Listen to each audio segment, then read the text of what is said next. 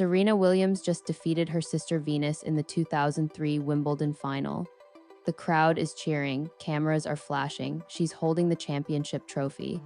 But in the locker room afterwards, she's crying. Not tears of joy, tears of guilt. "I would cry when I beat her," Serena later revealed. This is the hidden emotional cost of tennis' greatest rivalry, what happens when your biggest competitor is your flesh and blood. Imagine being asked to destroy your sister's dreams in front of 15,000 people and millions watching on TV, then having to go home for dinner together. The Williams sisters faced a psychological challenge that no other athletes have ever experienced at this level. Serena is my flesh and blood. Why would I do that to her? I don't hold it against them or treat them badly if they beat me. So why would I do that to her? Most rivalries are built on dislike, competition, or ego. But Venus and Serena had to compete against the person they loved most in the world. Every victory came with guilt. Every loss meant watching your sister succeed while you failed. That's not a rivalry, that's psychological torture.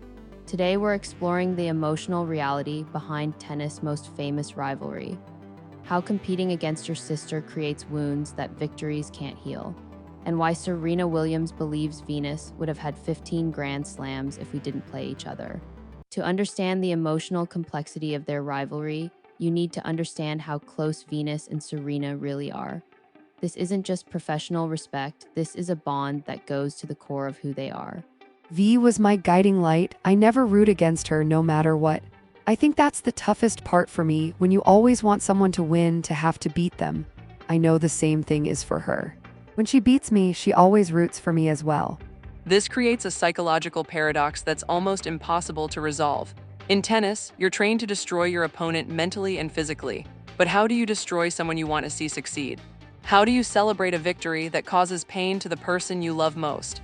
My first job is big sister, and I take that very seriously. There is no Venus without Serena and Serena without Venus. Venus was more than just Serena's sister. She was her role model, her protector, her guide into professional tennis, which made their eventual rivalry even more emotionally complex. The emotional toll began early, and it was compounded by something most people don't realize: Serena's deep insecurity about her body compared to Venus.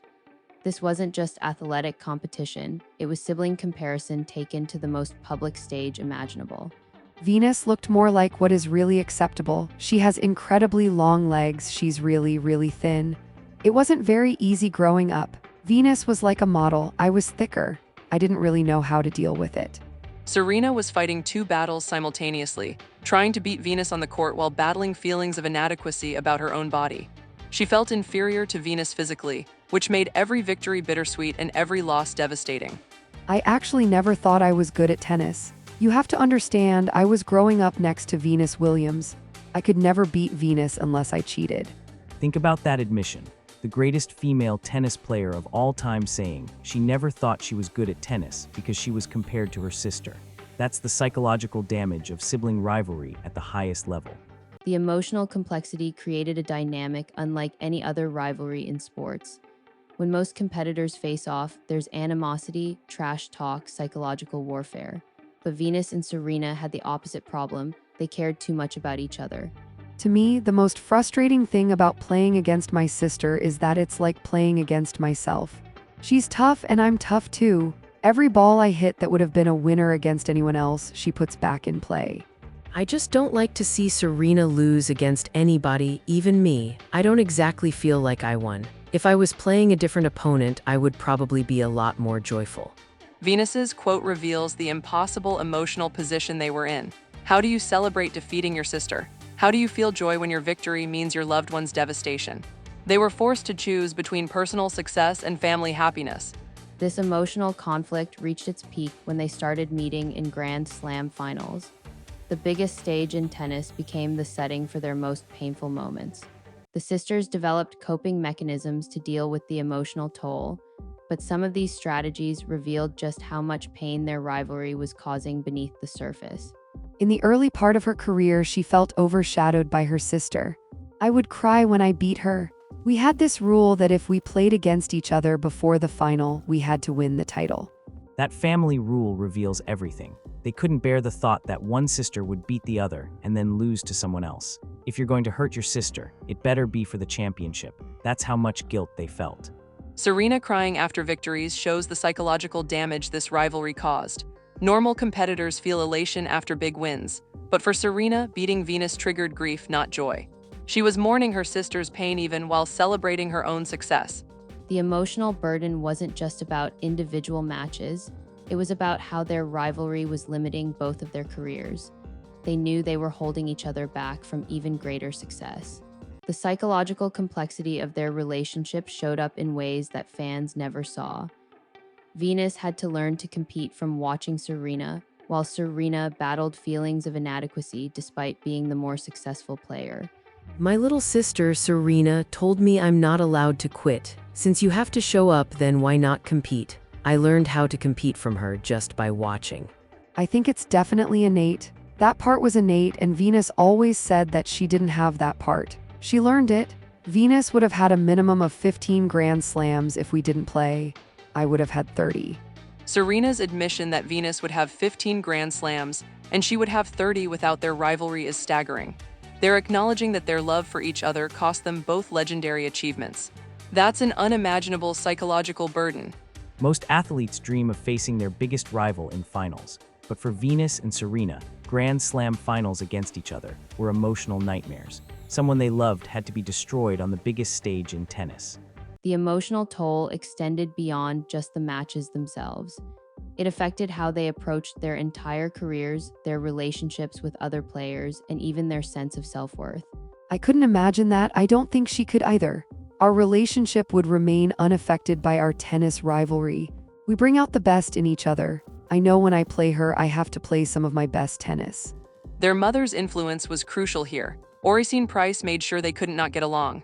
The family structure forced them to process their competitive emotions in healthy ways, but it didn't eliminate the pain. And I think most people should see it that way, and that's the way it should be, but a lot of people don't. They think we should fight, and we don't. Sometimes in families, it can tear people apart when one person is more successful. It hasn't been like that in our family at all. The media and public added another layer of emotional complexity. People expected them to hate each other, to have animosity, to engage in psychological warfare. Instead, they had to navigate genuine love while competing at the highest level. What's remarkable is how Venus and Serena ultimately transformed this emotional burden into a source of strength. They found ways to compete fiercely while maintaining their bond. The toughest part about it was actually having to play Serena, she's playing awesome. I was serving balls at 125 and it comes back at my feet faster, so you think to yourself, okay, what do I do against that? The best part is that we bring out the best in each other. I feel like throughout our career, we have pushed each other to be the best that we can be, and be Venus and Serena Williams. They learned to separate the competitor from the sister. On court, they were ruthless. Off court, they were family. That compartmentalization allowed them both to achieve greatness while preserving their relationship. Their doubles success, 14 Grand Slam titles with a perfect 14-0 record in finals, shows how they channeled their competitive energy together instead of against each other. When they were on the same side, they were unstoppable. The legacy of their emotional journey extends far beyond tennis. They proved that siblings can compete at the highest level without destroying their relationship. But the cost was real and lasting. It's never easy, even when I'm cheering for Venus when they play one another, though she's trying to focus on winning. I never root against her, no matter what. No one has ever beaten me as much as Venus has. She has a pretty good record against me, and we have a good record against each other. I just feel like no matter what happens, we've won. Their story shows that the cost of greatness isn't always what we think. Sometimes it's not about physical sacrifice or financial investment. Sometimes it's about carrying the emotional weight of hurting someone you love every time you succeed. Today, years after both have stepped back from tennis, their relationship remains strong. But the scars of those emotional battles are still visible when they talk about their rivalry. Serena Williams' confession that "I would cry when I beat her" reveals the hidden truth about the Williams sisters' rivalry. This wasn't just athletic competition, it was emotional warfare against someone they loved.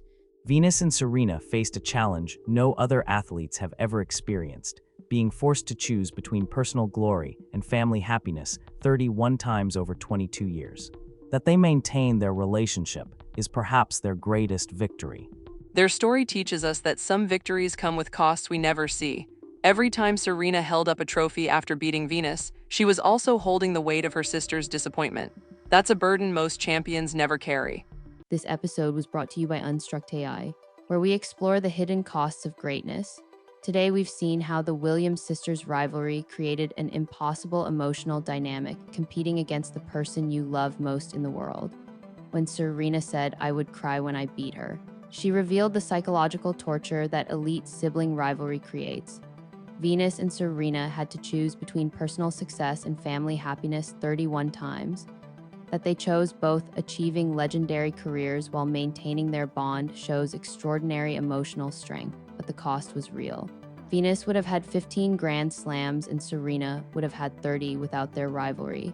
They sacrificed individual greatness for something more complex, a relationship that could survive the most intense competition imaginable. Their tears after victories weren't weakness, they were evidence of humanity in the face of impossible choices. Sometimes the greatest rivalries aren't built on hate, but on love that makes every victory bittersweet.